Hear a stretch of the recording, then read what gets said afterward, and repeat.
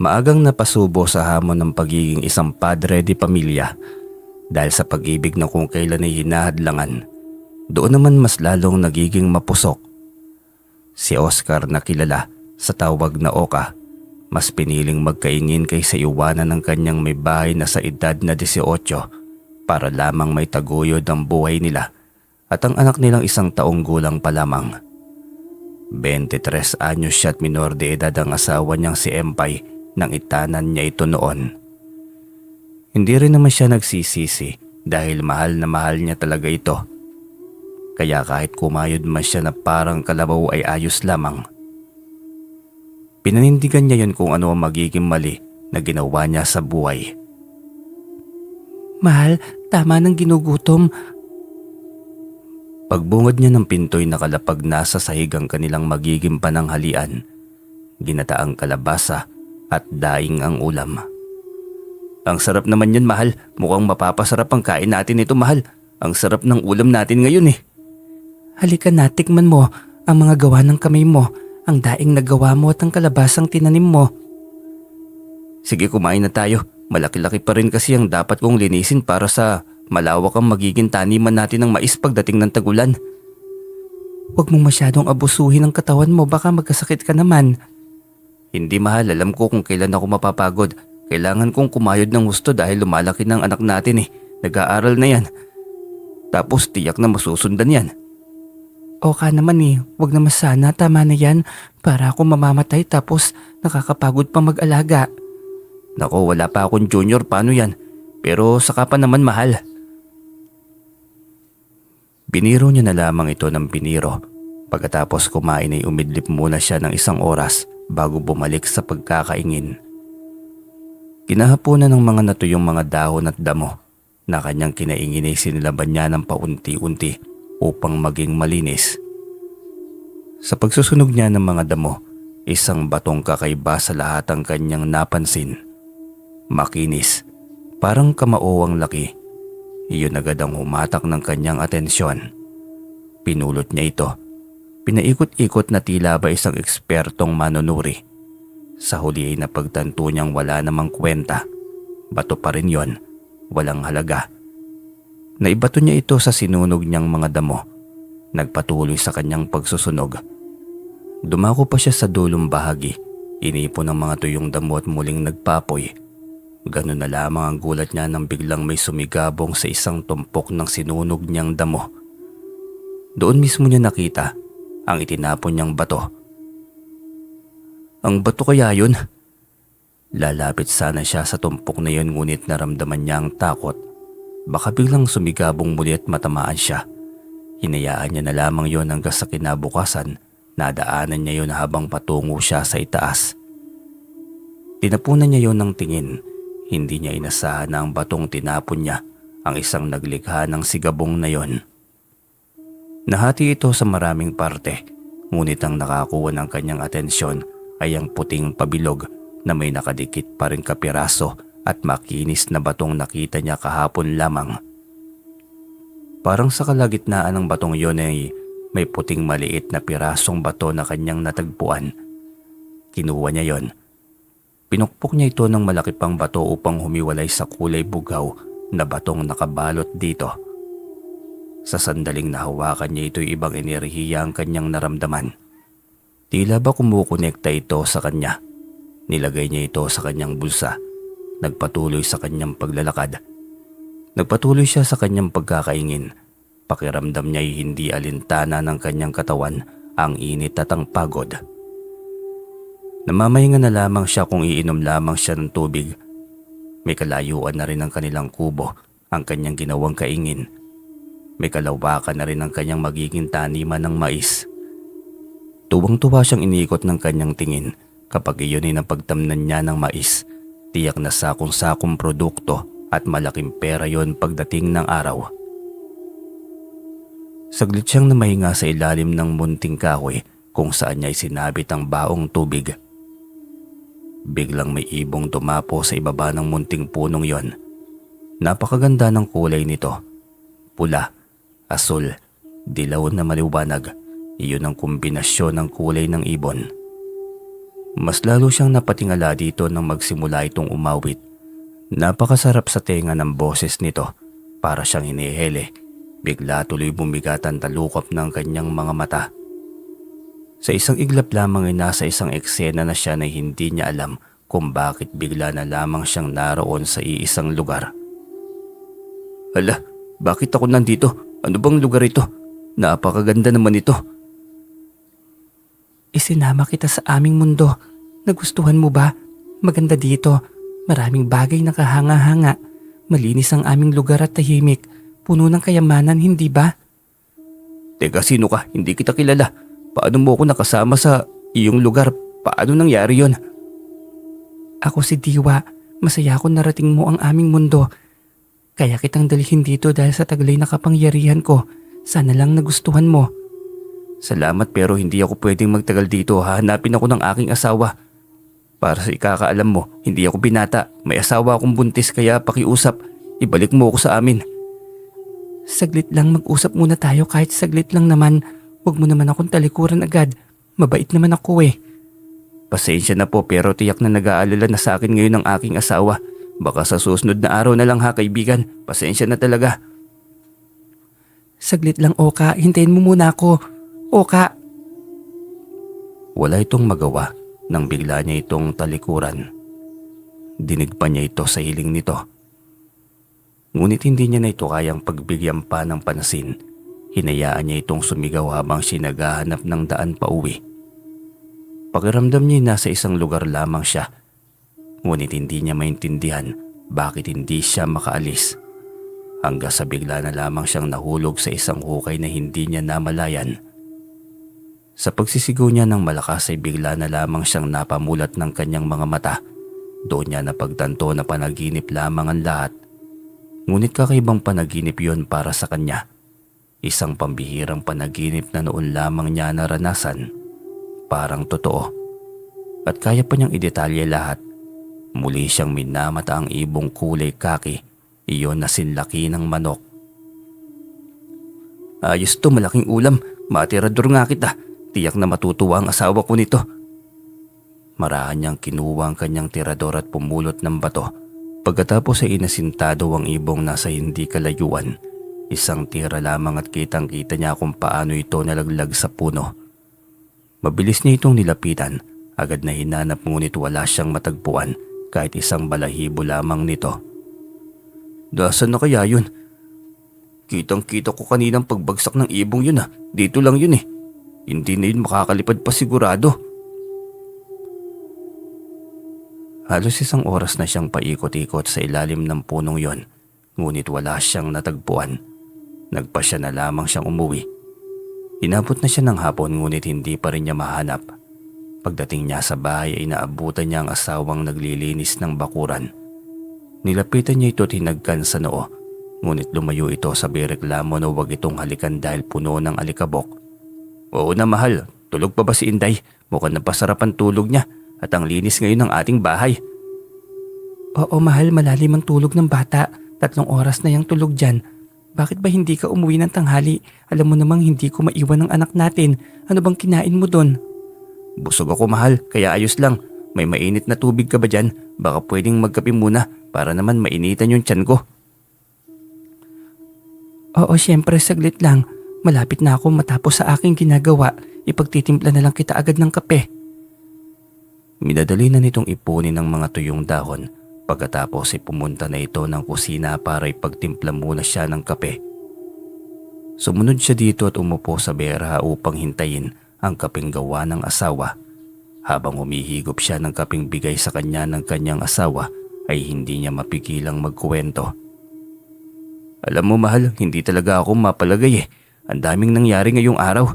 Hindi ko alam kung normal na pangyayari pa ba pero para sa akin napaka-weirdo talaga Madami bang nangyari? Paglilinis lang naman ng gubat ang nagawa mo ngayong araw, di ba? May iba pa ba? Hindi lang paglilinis mahal. Maniniwala ka kaya kung ikukwento ko sa iyo ang nangyari kanina? Ang alin ba kwento mo na?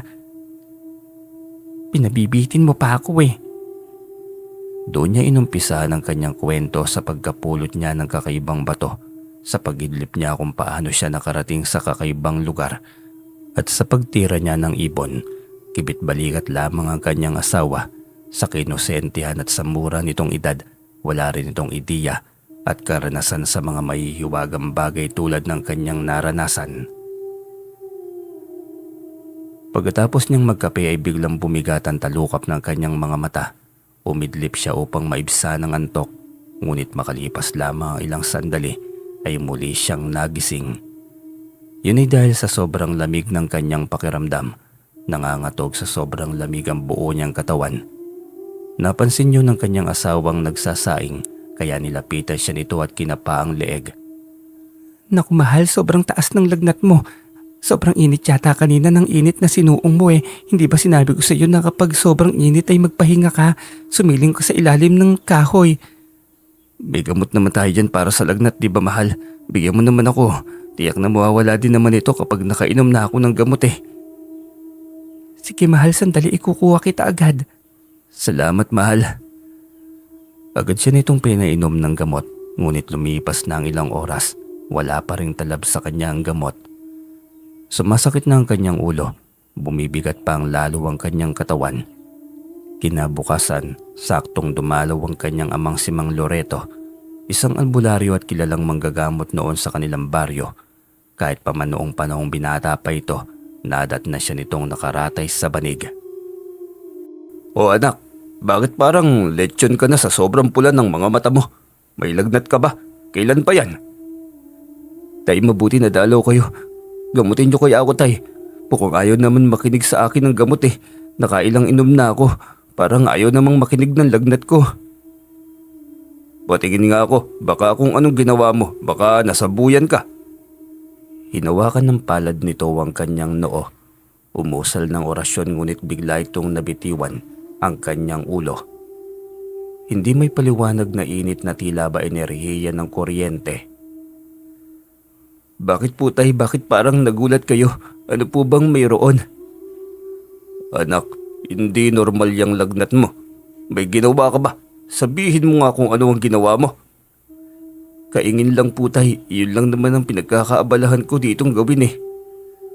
Bukod sa kaingin, may mga hindi normal na bagay ba? May nakita ka bang hindi normal na hayop? Puting bayawak o kung ano man? Yung ibon po tay. Kulay kaki siya na sobrang laki, parang inahin sa laki.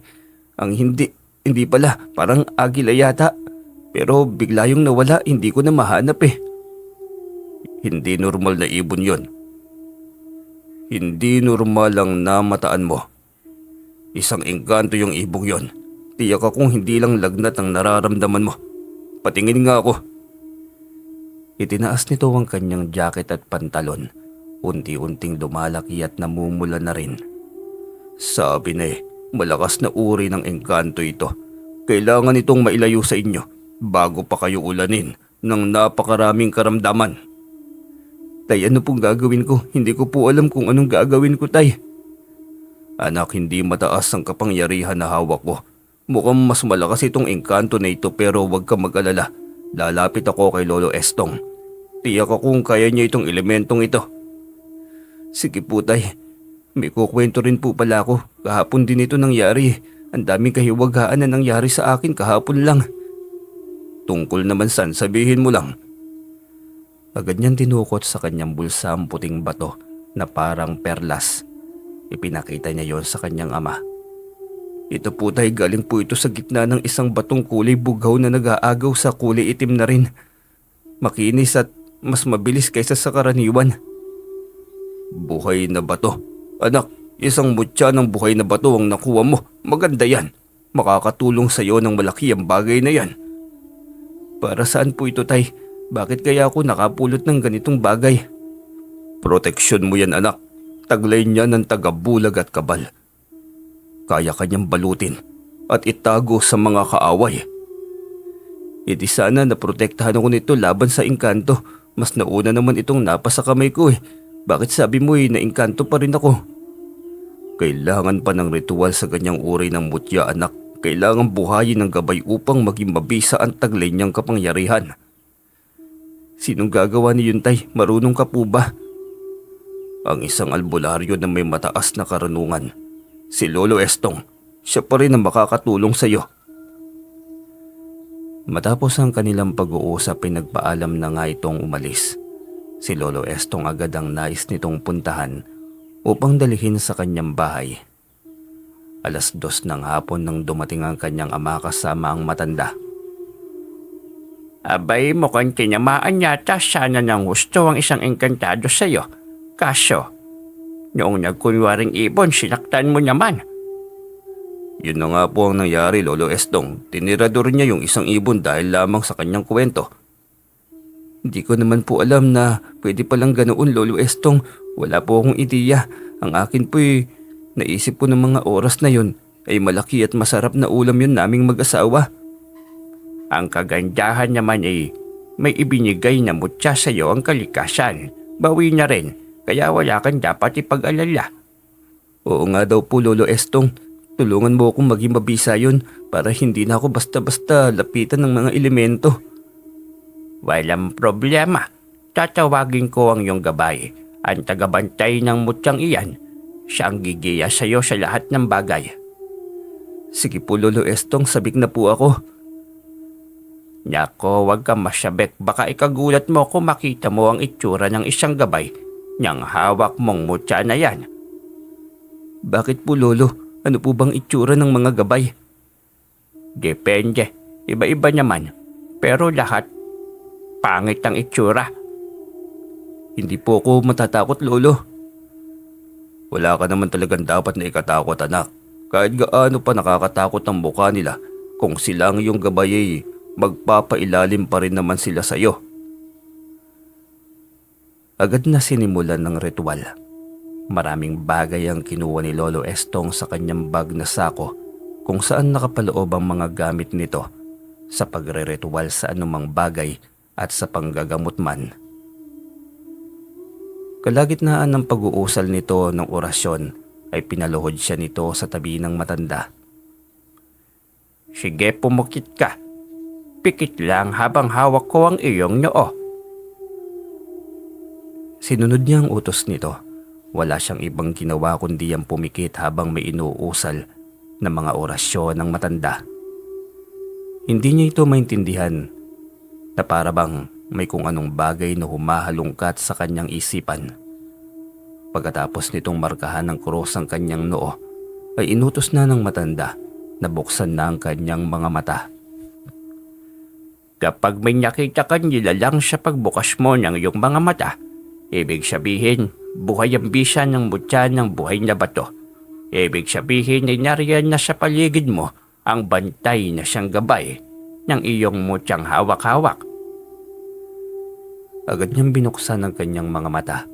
Nagulat siya at napamura sa takot sa nilalang na bumungad sa kanyang harapan. Anyong tao naman ito. Madilim, mabalahibo, pero nakakatakot ang itsura. Lalo na ang matatalim nitong ngipin. Ang mahaba nitong buntot na parang ahas sa likod nitong nilalaro pa nito. At kahit anong oras ay kayang pumulupot at sumakal sa kalaban.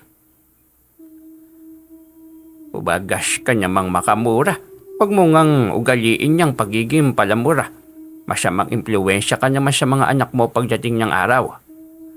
Pasensya na po, Lolo. Nakakatakot kasi yung itsura niya eh. Mabuti naman at nakikita mo na siya. Ibig sabihin may bisa ang mutya na hawak mo. Ngayong natawag ko na ang gabay ng iyong mutya, pwede mo siyang kausapin. Kapag gusto mong tawagin siya para kausapin, ito ang 3 orasyon na dapat mong usalin. Iniabot nito ang kapirasong papel. 3 letra ng orasyon ang kanyang uusalin. 3 beses na paulit-ulit.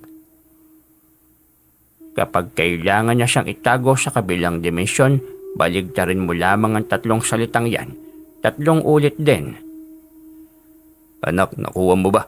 Kailangan mong tandaan ang bilin ni Lolo Estong. Iyon ang mahalagang bagay sa hawak mong mutya. Opo tay, aaralin ko po ito ng gusto. Maraming salamat po talaga sa bagay na ito.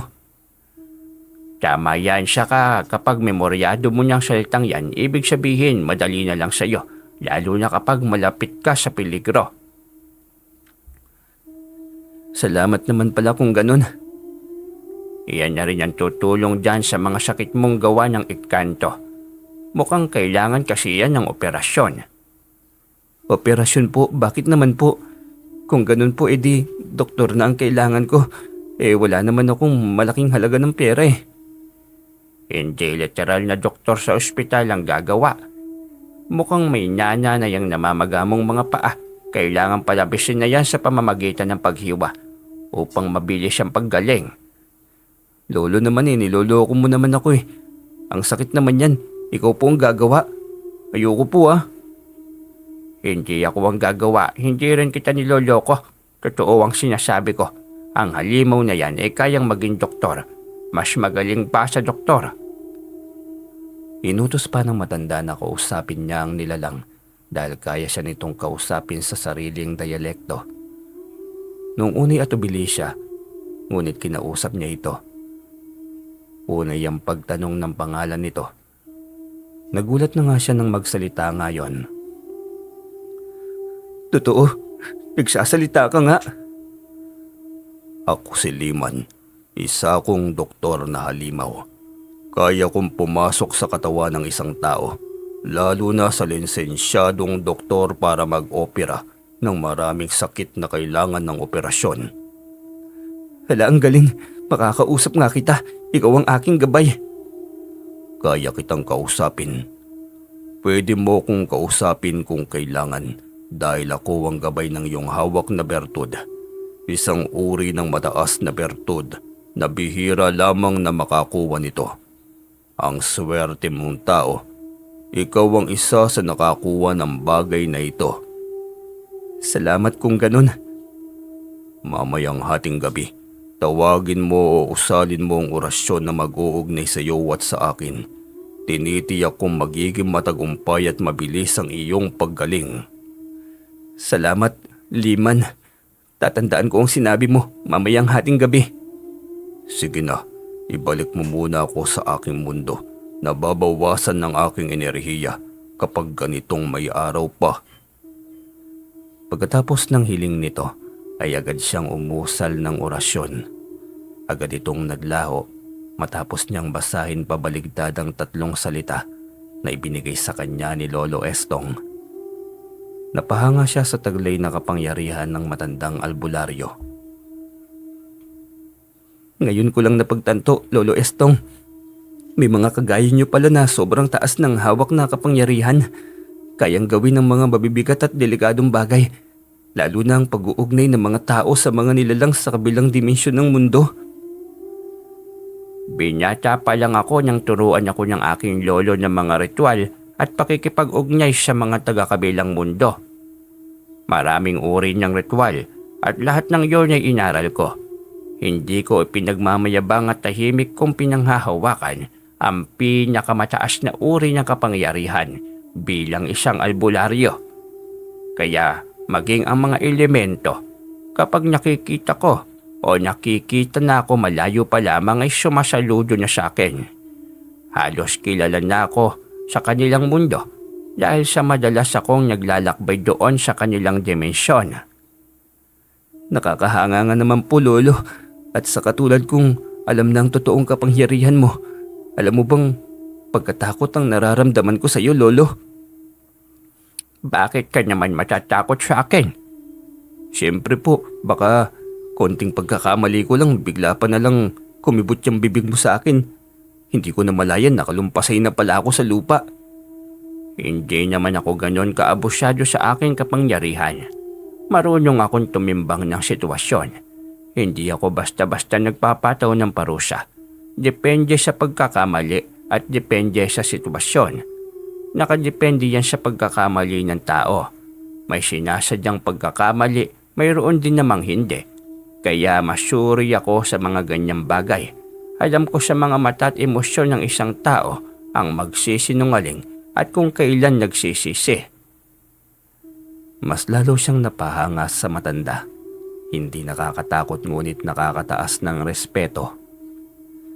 Ito ang tunay na albularyong may mataas na uri ng kapangyarihan na hawak na dapat ay hangaan at bigyang pugay ng mga ordinaryong tao.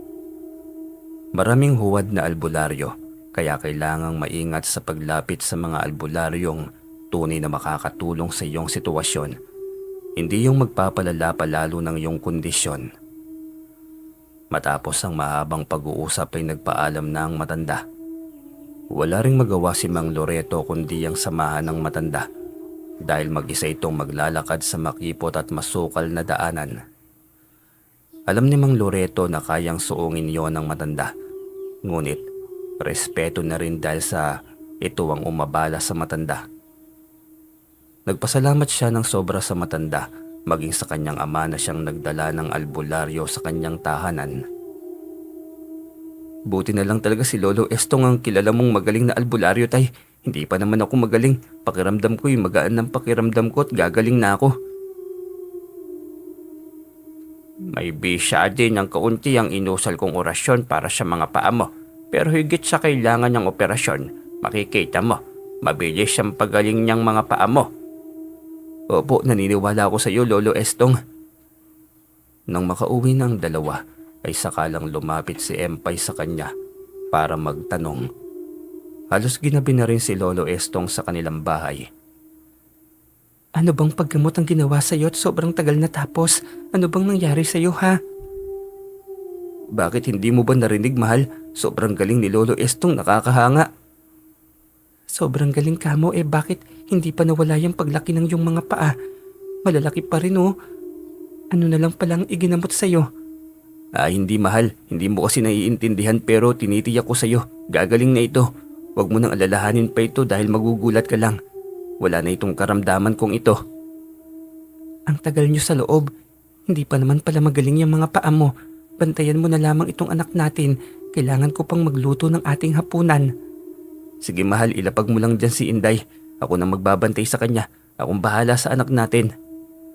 Ayusin mo baka kung anong mahawakan o mapulot na delikadong bagay gaya ng papel at dahon. Delikado yan sa mga bata kapag nakain. Oo naman, mahal, alam ko ang bagay na yan. Kaya makakaasa ka. Nakamata ko lagi sa ating anak. Hindi mo kailangan mag-alala dahil alam ko kung paano alagaan ang anak natin.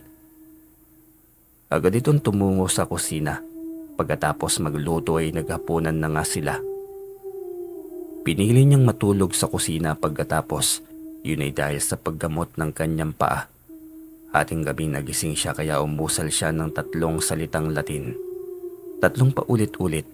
Yun ay upang sa presensya ng gabay ng mutyang hawak niya. Bumunga dito sa kanyang harapan. Bit-bit ng mga gamit na mayroon ito. Handa ka na ba para sa paggaling ng iyong mga paa? Hindi ka ba iiyak sa aking gagawin? Masakit ba yan? Hihiwain mo daw ang mga paa ko para matignan natin sa gitna ang sugat. Hindi naman siguro masakit, di ba? Dahan-dahan naman siguro. Marunong naman ako eh. Hindi naman, parang kagat lamang ng insekto. Kaya wala kang dapat ikatakot.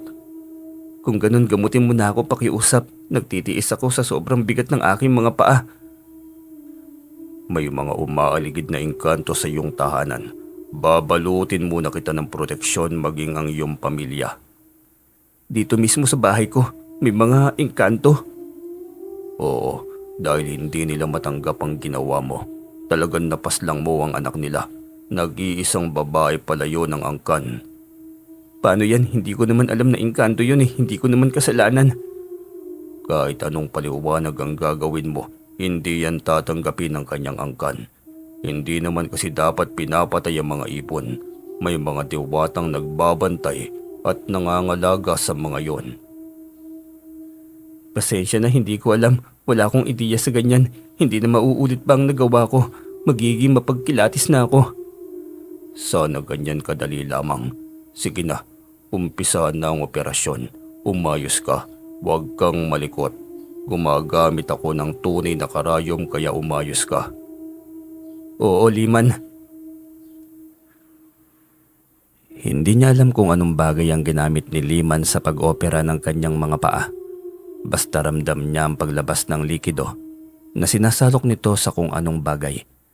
Tapos ang pagtusok ng karayom sa kanyang paa. Makalipas ang ilang sandali ay tila nagliligpit na ito. Tapos na nitong gamutin ang kanyang mga paa. Ayos na yan, bukas na bukas din makakalakad ka na ng maayos. Sabi ko naman sa'yo, Madali lamang iyan. Salamat Liman, buong buhay ko. Ang pagkakaalam ko'y isang nakakatakot ang halimaw. Hindi ko alam na isang malaking tulong rin pala. Maraming yumaman dahil sa amin. Iba-iba naman kasi kami ng katauhan bilang mga halimaw. Ganun pala yun. Oo, ang totoo niyan, may mga doktor akong sinasaliban kapag delikado ang operasyon upang matiyak na ligtas ang isang pasyente. Nakakahanga ka naman Liman. Ngayon alam ko na ang mga halimaw ay mabubuti rin. Yung alam kong halimaw nangangain ng tao kaya nakakatakot eh. Sariwan dugo talaga ang nagpapausbong sa amin. Nagpapabusog, hindi mawawala at iyon talaga ang aming pagkain. Ganun ba? Kumakain ka rin pala ng tao? Parang aswang din. Hindi naman, sariwang dugo lamang ang nakasanayan ko. Paano yan? Aalis na sana ako. May mga engkanto sa paligid. Parang dito na yata sila lagi umaaligid. Protektado naman ako ng mutya, hindi ba? Ikaw oo. Paano naman ang pamilya mo? Ang mag-ina mo? Tiyak akong kapag hindi ka nila mapuntirya, ang mag-ina mo naman ang pupuntiryahin nila. Paano yan? Anong gagawin ko? Mainam sanang humingi ka ng tulong sa isang albularyo. Kaso, hindi mo pa pwedeng ilakad ng malayo ang mga paa mo. Sana babalik si tatay bukas. Magbibigay ako ng panandaliang proteksyon. Kaso paano naman ang mga sumusunod na araw? Mas mainam ang pagmatagalan na proteksyon para hindi na makalapit sa iyo ang mga engkanto na nais maghiganti. Oo, salamat, Liman. Lumabas ito ng bahay at inikutan upang magbigay proteksyon. Takot ang mga engkanto kay Liman kaya alisan ng mga ito nang mamataan siya. Pagkatapos ay bumalik na ito sa kanyang harapan. Inusal niya ang Latin upang maibalik dito sa dimensyon nito. Pumasok na rin siya sa loob ng kwarto upang samahan ang mag-ina niya sa pamamahinga. Ilang sandali ng kanyang pagidlip ay bigla na lamang niyang naramdaman ng mainit na paligid. Pagmulat niya ng kanyang mga mata ay nagulat siya. May nagsusunog ng kanyang kaingin. Ang pagkakaalam niya tapos na siyang magsunog ng mga tuyong damo sa paligid. Malinis na yun kaya paanong may sinusunog pa ang kung sino sa kanyang paligid. Naisip niyang lumabas upang kausapin at sawayin ito. Kung sino man ito'y wala siyang ideya. Hindi nito pwedeng angkinin ang kaingin niya dahil pinaghirapan niya yon. Higit sa lahat ay nasa tapat lamang ito ng kanyang kubo. Malayo pa lamang ay sinisigawan na niya ito. Isang lalaking matangkad ngunit payat. Nang lingunis siya nito ay bumunga naggalit sa mukha nito. Nasa kalagitnaan ng edad nito, maputi at tila ba isang dayuhan. Ako ba yung sinisigawan mo? Anong kailangan mo sa akin? Ikaw nga po, pasensya na, pero teritoryo ko naman po itong inaangkin nyo. Mas nauna kami dito. Isa pa, ay ang mundong ito'y para sa mga tao. Walang lugar ditong mga para sa engkanto. Umayos po kayo. Sinong may sabi na teritoryo mo ang lugar na ito? Ito ang aming tahanan sa mahabang panahon. Ikaw ang umalis sa lugar na ito, maliwanag ba? Kalupaan ito ng aking mga ninuno. Ako ang nagkakaingin dito dahil ito ang aking parte. Huwag niyo pong angkinin. Ang mundong ito ay para sa tao, hindi para sa katulad niyong mga engkanto. Ang lakas ng loob mo. Sinong may sabi sa iyong teritoryo niyo ito? Wala pang mga tao sa lugar na ito. Kami na ng aking lahi ang may-ari ng lugar. Lisanin niyo ito bago ko pa maisipang isaling sunugin ang kubong yan kung saan kayo naninirahan. Tinatakot mo pa ako sa sarili kong pamamahay at teritoryo. Hindi ako natatakot sa mga katulad niyo. Elemento lang kayo. Sundin mo ko.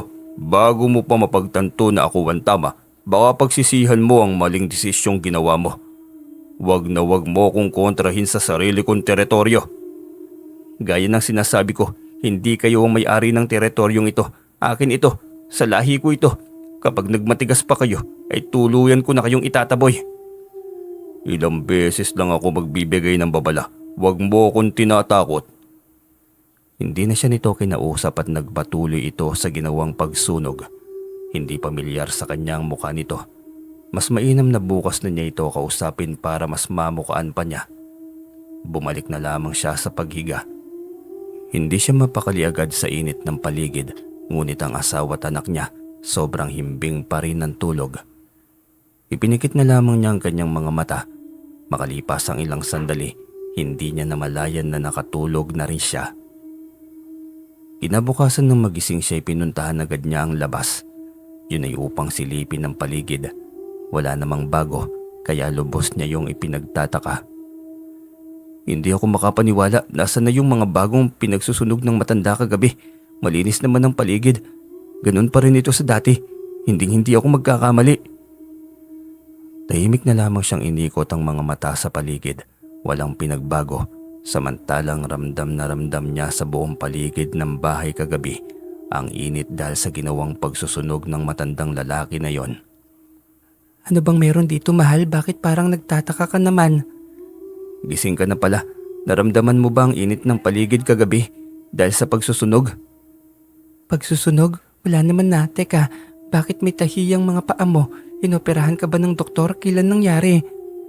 Kagabi, isang halimaw na doktor ang gumawa nito. Kita mo naman, di ba?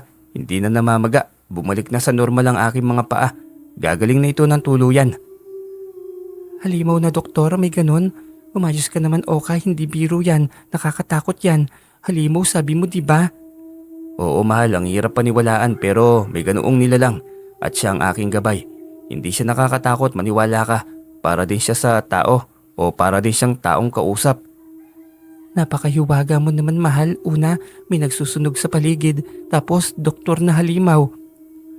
Tama ka, ang daming mahihiwagang pangyayari sa buhay natin simula nung lumipat tayo rito. Pero hindi tayo magpapatinag. Atin ang teritoryo na ito. Hindi pwedeng maging teritoryo ng iba o kung anumang ibang uri pa ng nilalang na mananakot sa atin. Giniit pa rin niya ang kanyang paninindigan dahil ang kalupaang yun ay pag-aari niya. Bumalik na lamang sila sa loob upang magkape. Hindi siya makapagtrabaho dahil kailangan munang gumaling ng kanyang mga paa. Tila naman tinutokso sila ng pagkakataon dahil katatapos lang nilang magkape nang biglang marinig nila ang iyak ng anak sa itaas. Agad itong tinakbo ng kanyang asawa upang kunin. Patakbo din siyang umakyat sa kanilang kwarto nang marinig ang sigaw ng asawa. Diyos ko, Oka, ang anak natin! Bilisan mo! Halos lipa rin niya ang kwarto upang marating agad. Bumungad sa kanyang asawang kanlong ang kanilang anak na halos nangangatog ang buong katawan. Teka, anong nangyari? Hindi ko alam kung bakit bigla na lang inapoy ng lagnat si Inday. Maayos naman siya kaninang iniwan ko siya rito. Dalian natin, bumaba muna tayo sa baryo. Pupunta tayo sa bahay ni Lolo Estong. Paano yung paa mo? Hindi pwedeng ilakad yan. Sasakay tayo ng paragos. Ipapahilan natin sa ating kalabaw. Makakarating tayo ng ligtas sa bahay ng matanda. Sige, mas mabuti pa nga siguro. Bilisan na natin. Baka kung anong mangyari sa ating anak. Sa pagkatarantay, hindi na niya yun ininda pa ang sakit na nararamdaman ng kanyang mga paa. Mabilis niyang naikabit ang kanyang kalabaw sa paragos ng kalabaw nito. Halika na mahal, bilisan mo na. Patakbon lumapit si Empay sa kanya. Agad itong sumampa sa paragos o paragos na hila-hila ng kanilang alaga. Panay din ang hampas niya sa puweta ng kalabaw upang mas mapabilis pa ang pagtakbo nito. Hindi na rin mapigil ang mga luha ni Empay, luha ng pag-aalala para sa anak. Bilang isang ina, wala nang mas masakit pa sa makitang nagduro sa ang anak. Hindi man lamang nito masabi kung ano ang masakit. Pagdating ng bahay ni Lolo Estong ay patakbong sinugod ni Empay ang anak palapit sa matanda. Agad umusal ng orasyon si Lolo Estong habang hawak nito ang ulo ng bata. Pagkatapos nitong magdasal, ay agad ding nawala ang mataas na lagnat ng bata. Mahimbing nang muli ang tulog nito. Ano pong nangyari sa anak ko, Lolo Estong? Bakit bigla na lang siyang nawala ng malay at inaapoy ng lagnat? Walang dapat ipag-alala. Natutulog lang ang anak nyo. Napagod sa ginawang pakikipaglaro ng engkanto sa kanya. Pagkagising naman niya'y magaling na yan. Maayos na ang pakiramdam ng bata. Engkanto na naman po, Lolo Estong, pati po ang anak ko. Ano pong ibig niyong sabihin? Hindi na kayo titigilan ng angkan ng engkanto na nagawan mo ng atraso, Oka. Lolo, anong pwede kong gawin? Gagawa ko ng habak para sa kanilang dalawa. Kailangan din nila ng proteksyon. Ikaw lang naman ang kayang protektahan ng iyong mutya. Sige po lolo, para matahimik na rin ang isip ko. Pasensya na mahal, na dami pa kayong mag-ina dahil sa nangyari at nagawa ko. Hindi mo rin naman kagustuhan yon, pero bakit naman kailangan pang madamay ang inosenteng bata? Depende sa galit ng angkan. Minsan naman hindi ganyan nagpapakumbaba ang isang engkanto o ang pamilya man nito. Malas lamang na itim na engkanto itong angkan na naging kaaway mo. Hindi ako makikipag-away sa kanila at hindi ako nakipag-away sa kanila. Talagang sila ang gustong maghanap ng gulo. Mahirap silang pakiusapan. Huwag niyang makiusap, ako niyang gagawa ng paraan. Ang mga ganitong nilalang hindi talaga madadala sa pakiusap yan. Dahil sa nangyari ay nagdesisyon siyang sa bahay na muna ng kanyang amati na ang kanyang mag-ina. Pagkatapos na mabigyan ng proteksyon, diretso nga siya sa bahay ng mga magulang. Nagulat pa ang mga ito kung bakit sila naroon. Anak, magaling na ba ang sugat mo? Bakit lumusong kayo ng alanganin? Pag iyan, may impeksyon o ka. Oo nga anak, sabi ng tatay malala daw ang mga paa mo. Hindi ka na raw makalakad. Tanong din ng kanyang inang si Aling Clara. Natutuwa naman ito dahil dinalo ng anak, pero ang pinag-aalala lamang nito ay ang kanyang anak at apo. Galing kami sa bahay ni Lolo Estong, Nay. Tay, nagbabagat sobrang taas ni Inday. Sobrang taas po ng lagnat niya, yun pala'y napaglaruan ng engkanto. Nako, yun na nga bang sinasabi ko. Talagang hindi kayo titigilan ng nilalang na yan.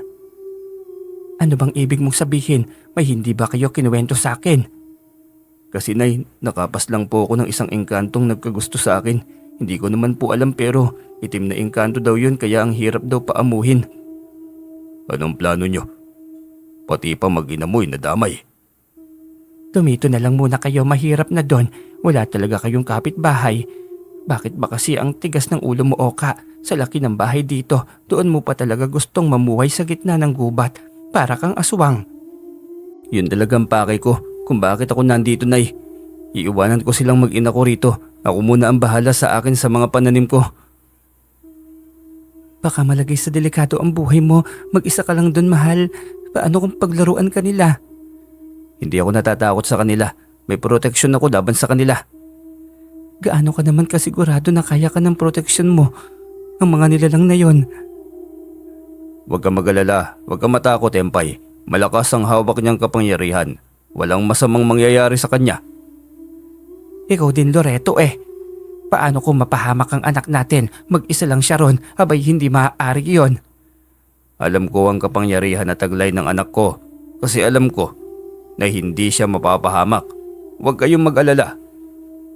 Opo, Nay. Huwag kayong mag-alala para sa akin. Hindi pwedeng walang may titira sa aking bahay. Paano naman ang mga alaga ko ron? Malaking bagay yun para sa amin Pero mahal, paano naman kung mapahamak ka? Nag-aalala lang naman ako sa iyo Isa-isa niyang kinumbinsi ang kanyang asawa at ina. Pareho ang mga itong ayaw pumayag. Ngunit sa huli ay naintindihan din ng mga ito. Mag-isa siyang umuwi sa kanyang bahay. Hindi muna niya itinuloy ang kanyang pagkakaingin. Bagkus ay pag-aalaga na muna ng kanilang mga hayop ang kanyang pinagtuunan ng pansin. Nang gabing yun ay napahimbing ang kanyang tulog dahil sa sobrang pagod sa buong araw. Ngunit kalagitnaan ng tulog niya nang magising siya sa sobrang init ng paligid. Ayun na naman at may nagsusunog na naman. Sinilip niya ang labas ng bahay. Mula sa maliit na butas ng dingding na sawali ay malinaw niyang nakikita ang dalawang nilalang. Sa tansya niya ay mag-asawang mga yon dahil isang babae at isang lalaki. Parehong matangkad at payat. Naisip niyang tawagin si Limman. Sa tingin niya ay kailangan na niya ang tulong nito. Bumangon siya at naghintay ng ilang sandali tapos ay inusal ng 3 salita. Agad itong bumungad sa kanyang harapan. Tinanong kung ano ang kailangan niya. Sa tingin ko kasi hindi normal na tao ang nasa labas, nagsusunog. Marahil ikaw lang naman ang makakatulong sa akin eh. Mga engkanto ang mga yan. Mukhang pinagbabantaan ka. Tama ka, Liman. Noong isang gabi sabi sa akin, lisanin ko na daw ito dahil sa teritoryo nila ito. Abay hindi naman yata tamang ipagtabuyan ako sa lupain ng aking mga ninuno. Sabihin mo sa kanila, narito ang kabuhayan mo. Sila na maghanap ng tahimik na lugar para sa kanila. Sila na nga ang perwisyo, sila pang malakas ang loob na pagtabuyan kayo. Sa katulad nilang matigas pakiusapan sa tingin ko ay hindi makikinig sa akin ang mga yan. Halika, ako ang kakausap sa kanila. Nagmadali siyang sumunod dito. Sa isang iglap lamang ay nasa labas na sila ng bahay sa mismong harapan ng mag-asawang engkanto. Kaya pala malakas ang loob mong mortal ka. May alaga ka palang halimaw. Akala mo naman matatakot mo kami sa nilalang na yan. Umalis ka sa lugar na ito. Lisanin mo ang aming teritoryo. Kasama ng iyong pamilya, maliwanag ba? Bakit ko gagawin yon? Amin ang lugar na ito. Kaya hindi namin ito basta-basta bibitiwan. Dito ang aming hanap buhay. Kaya hindi mo kami matatakot. Hindi niyo pwedeng takutin ang isang mortal na siyang tunay na may karapatan sa mundo. Bumalik kayo sa mundo niyo kung gusto ninyo. Ikaw na isang halimaw, anong akala mo? Kaya mong depensahan laban sa amin yung mortal na yan? Kahit buong angkan kayo, hindi ako natatakot sa inyo. Haharapin ko kayo dahil layon kong protektahan ng mortal na nais niyong apihin. Ikaw palang magiging hadlang ng lahat. Hindi ako makapapayag na may ibang aangkin sa teritoryo naming ito. Lumabas ang totoong anyo nito. Isang nilalang na may pangit na muka. Halos namamantal na sa naglalaki ang ugat sa buong katawan na animo yung mga baging na kumalat sa buo nitong katawan. Maging ang asawang babae ay nagpalit na rin ng anyo. Alerto si Liman sa posibleng pag-atake ng mga yon. Binuhay na rin ito ang bisa ng mutya ng buhay na bato, kaya anumang atake ang gagawin ng mag-asawang engkanto sa kanya ay hindi na ito tatalab pa. Manood ka lang. Ako nang bahala sa iyo. Ang mga kagaya ng mga engkantong ito'y kinukulong, pero wisyo ang mga ito sa marami pang tao. Salamat sa proteksyon mo sa akin. Napakaswerte ko na natagpuan ko ang mutya ng batong buhay. Tama ka. Hindi lahat ng mutya. Katulad ko ang gabay. Ang iba naman hindi nakikita ang bumubuhay sa bisa ng kanilang mutya. Bihira. Bihira ang ganito. At gusto ko rin naman. Natigil ang kanilang pag-uusap nung biglang umatake ang mag-asawang engkanto. Dumipensa si Liman. At mas lalong naging lumakas pa ang atake, kaya nagpakawala na rin ng enerhiya si Liman gamit ang kanyang bunganga. Tinamaan ng babaeng engkanto kaya bumulagta ito at nanghina. Agad na rumesponde ang asawa niyang lalaki. Inatake siya ngunit mabilis niya itong hinarang. Sa pagkakataong yun ay inutos nito sa kanya na kumuha siya ng bote. Kahit gaano kalaking bote ay pwedeng maging kulungan ng mga engkanto. Agad siyang tumakbo papasok ng bahay. Mabilis din siyang bumalik pagkatapos makakuha nito. Pinagsabay nitong buksan ng 2 bote at magkasabay nitong inusala ng orasyon ang 2 nilalang. Mabilis ang mga itong naging usok. Ilang sandali pa ay tuluyan na ang mga itong nasa loob ng bote.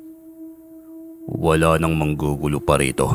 Itong mag-asawang ito, ang ina at ama ng engkantadang nagkagusto sa iyo.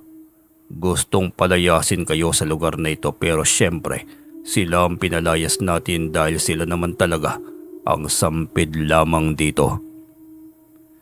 Buti naman dahil magiging tahimik na sila. Hindi na magiging perwisyo pa sa buhay namin. Hindi na sila makakapang-abuso pa. Hindi lang ako sigurado kung walang ibang kapatid pa ang babaeng yon. Sana lamang ay wala na para naman wala ng paghihiganti. Tama ka, Liman. Ayos lang kung sa akin ang atake. Huwag lang sa aking mag-ina. Tiyak na lalabas ako sa akin lungga. Yan ang hilingin mo. At sana maging tagumpay ang iyong kahilingan. Oo nga Liman, sana lang. Wala na talaga. O paano, aalis na ako dahil marami pa akong misyon. Salamat Liman. Sandali at buksan ko lang ang lagusan para makatawid ka na. Payapa na ulit ang kanilang buhay. Wala nang ang panggugulo pa mula sa engkanto. Kaya payapa nilang nairaos ang buhay hanggang sa maging dalaga na si Inday. Hindi na rin ito nasundan pa. May pagkakataon na nabuntis si Empay ng 2 pang beses ngunit hindi ito nagtutuloy.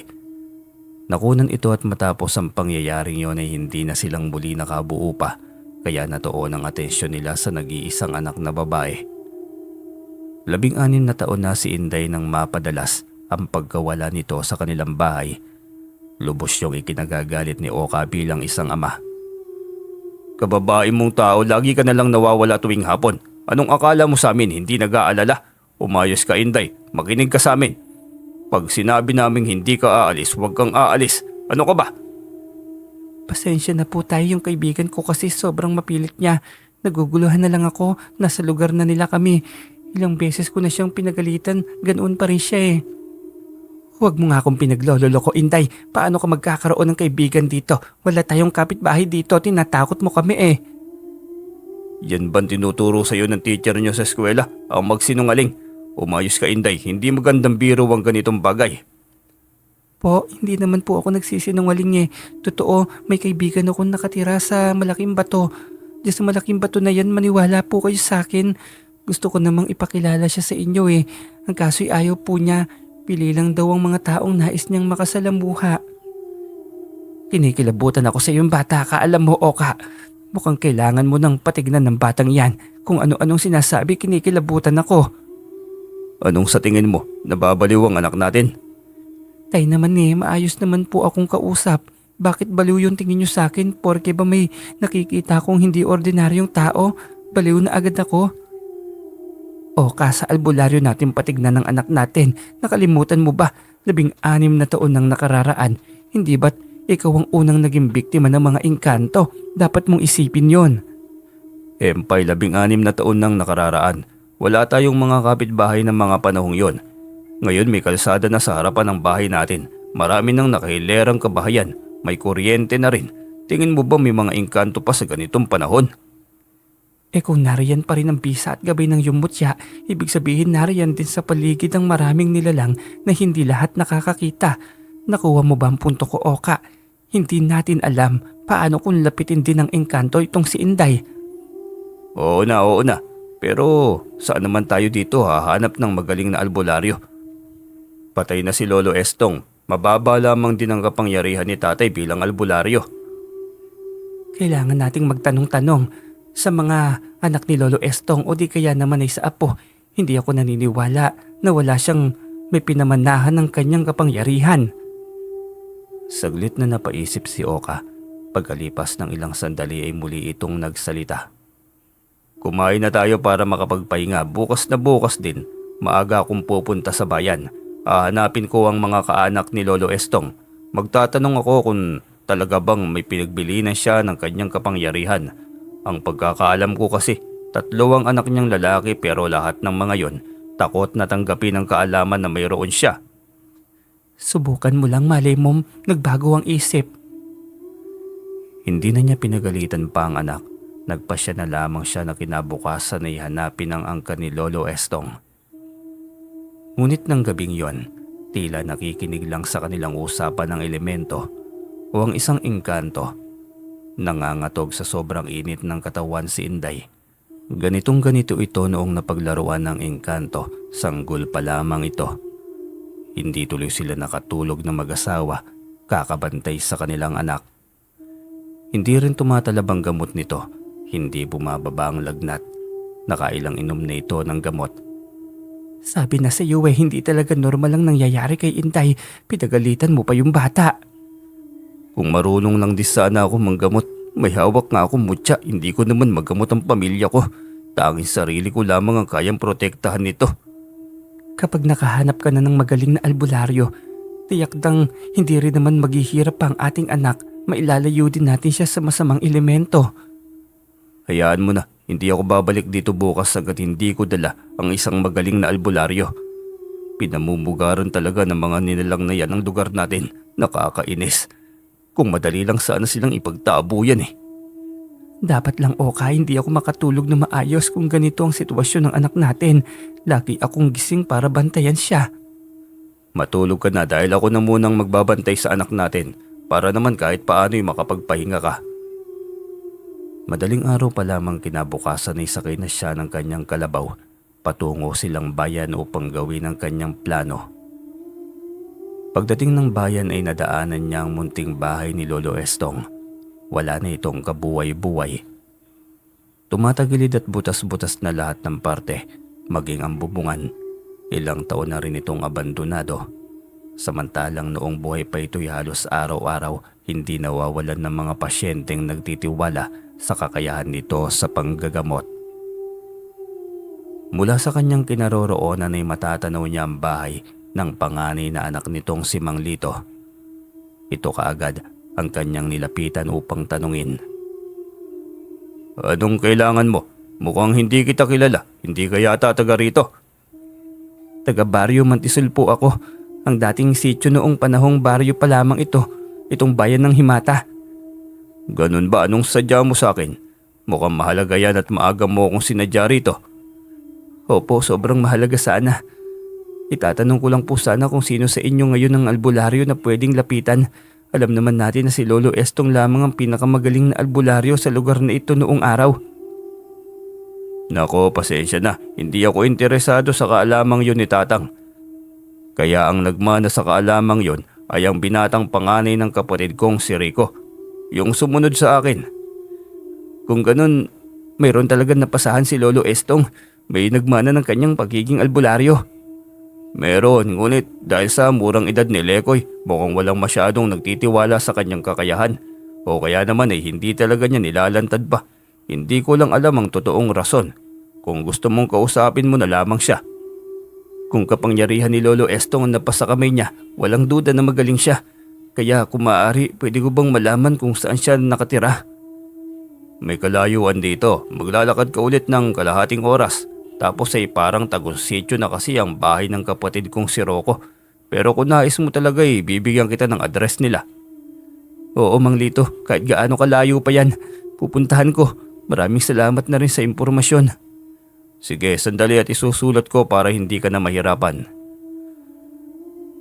Agad siyang nagpasalamat matapos matanggap ang nasabing address.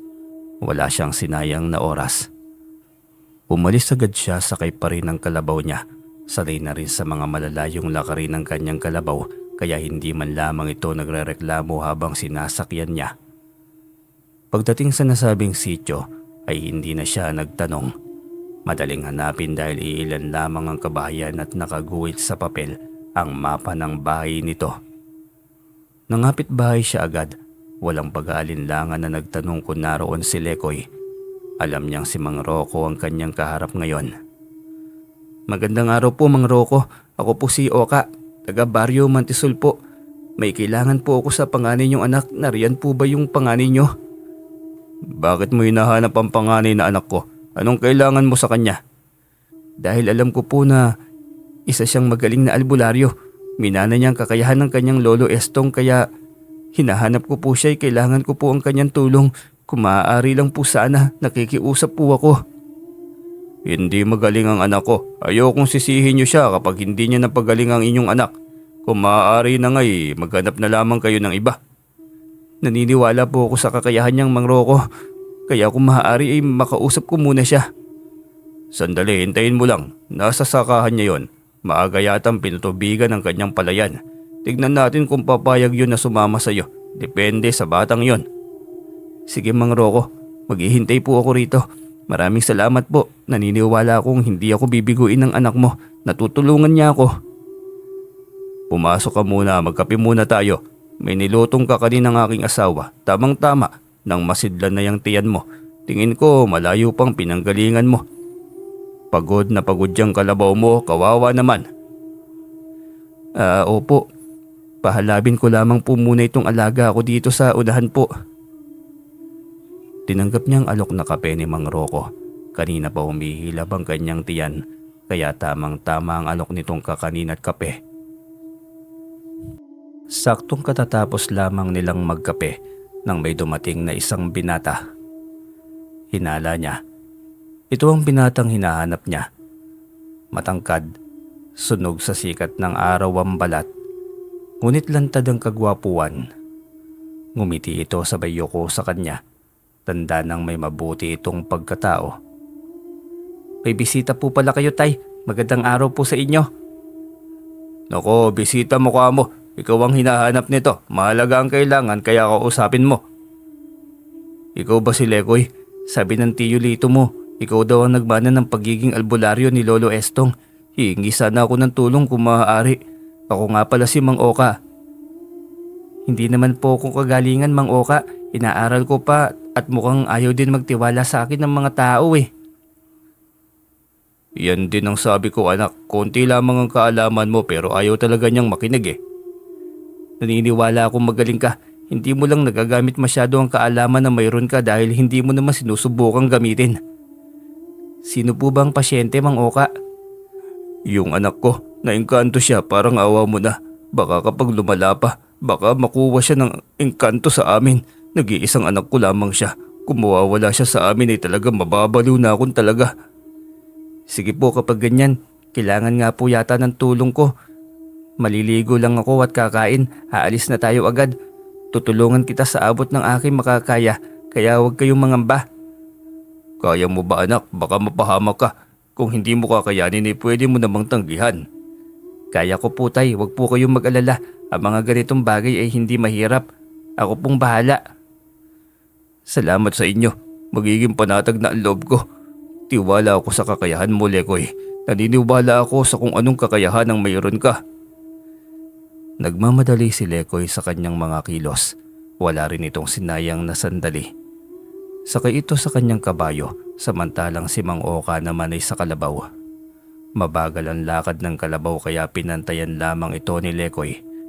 Wala silang ibang pinag-uusapan habang nasa daan, kundi ang galing ni Lolo Estong sa pagiging albularyo nito. Makalipas ang ilang sandali ay narating na nga nila sa wakas ang kanilang bahay. Nagmamadaling itinali ni Mang Oka ang kanyang kalabaw, maging si Lekoy ay itinali na rin ang alagang kabayo. Pasok ka, Lekoy, tuloy ka sa aming munting tahanan. Pasensya na, mahirap talaga kaming pamilya, kaya ganito ang bahay na mayroon kami. Salamat po, Mang Oka. Huwag niyo pong sabihin ng ganyang bagay, pareho po tayong mahirap lang. Ang mahalaga naman ay may tahanan tayo.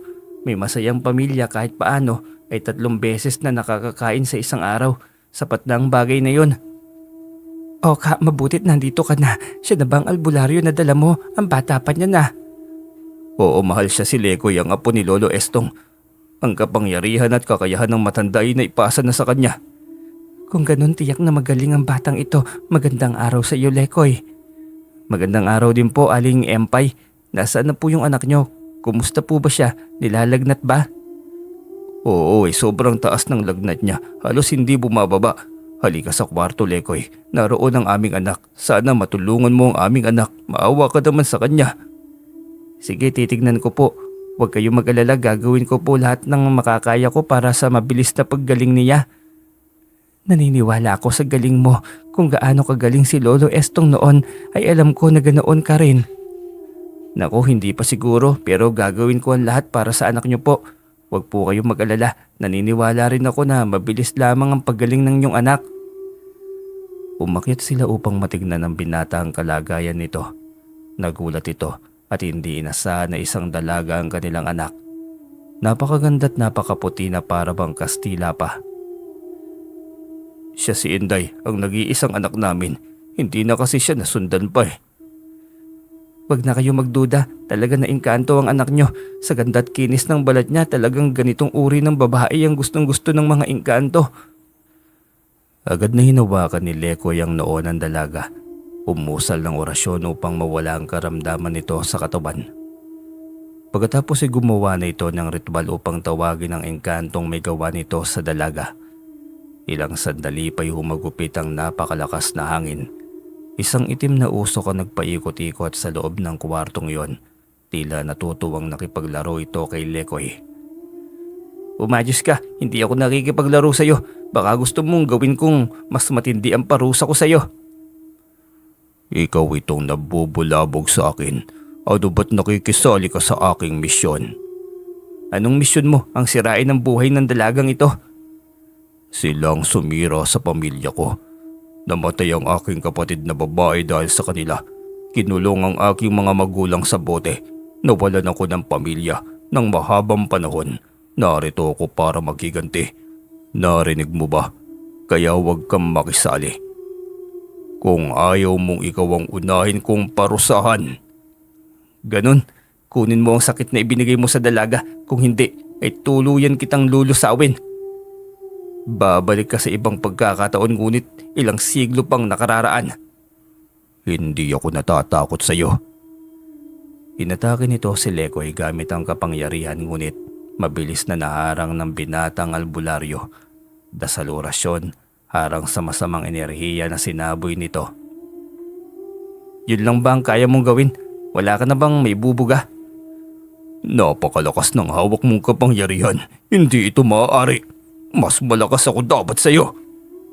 Pinagbigyan na kita. Huling pagkakataon na ito. Ang dapat naman talaga sa iyo ay lumisan na sa mundong ito. Hindi pa ako tapos sa iyo. Pagbabayaran kita. Muli itong umatake. Ngunit sa pagkakataong yun ay muli na namang naharang ni Lekoy ang kapangyarihan na ibinato nito. Tuluyan nang naubos ang ultimatum na ibinigay ng binatang albularyo, kaya sa pagkakataong yun ay siya nang naglabas ng kapangyarihan. Umusal siya ng dasal, paulit-ulit hanggang sa manghina ito ng manghina. Hanggang sa tuluyan na itong natahimik. Sa pagkakataong yun ay sinabuyan niya ito ng asol na apog. Unti-unting natunaw ang itim na usok hanggang sa tuluyan na itong naglaho. Doon din ay imulat ng dalagita ang kanyang mga mata. Nagtama agad ang kanilang mga paningin. Sino ka? Bakit nandito ka sa kwarto ko? Ako si Lekoy, tinulungan lang kitang makawala sa isang engkanto na muntik ka nang dalhin sa kanilang mundo. Mukhang gustong gusto kang madali ng engkanto at madala sa kanilang mundo eh. Inday, anak, kumusta ka na? Kumusta na ang pakiramdam mo? Magaan na po ang pakiramdam ko, Tay. Ano bang nangyari? Bakit parang galing ako sa ibang mundo? Dahil dinala ka ng engkanto sa kanilang mundo, buti na lang naagapan. Kung hindi, tiyak na hindi ka na makababalik sa mga magulang mo. Narinig mo. Narinig ko ang usapan nyo. Angkan pa pala yun. Nang nagapi kong engkanto noon. Si Lolo Estong mo rin ang tumulong sa akin noon eh. Mabuti naman kung ganon, kaya palang hinahanap mo ang kakayahan pala ni Lolo. Dahil sa nasubok mo na ito noon. Oo, at salamat dahil sa hindi kami nahirapan na mahanap ka. Sana lang wala nang magiging kasunod pa ito. Base naman sa sinasabi ng lalaking engkanto na yon, siya na ang huling angkan. Kaya wala na kayon dapat pang ipag-alala. Salamat Lekoy, mayroon naman ako mutya. Si Lolo Estong din na nagpabukas ng bisa nito. Ang kaso'y proteksyon nito para lamang din sa aking sarili. Hindi ko man lamang mabigyan ng proteksyon ng aking anak.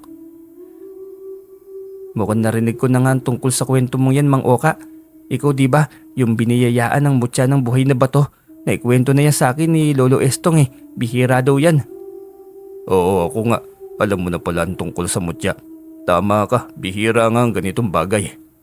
Kung ganun, pwede mong kausapin ng iyong gabay. Maaari siyang pumasok sa katawan mo. Ikaw ang magiging instrumento ng kanyang pagiging manggagamot. Ikaw ang kikilalaning manggagamot pero sa loob ng katawan mo ay isang halimaw.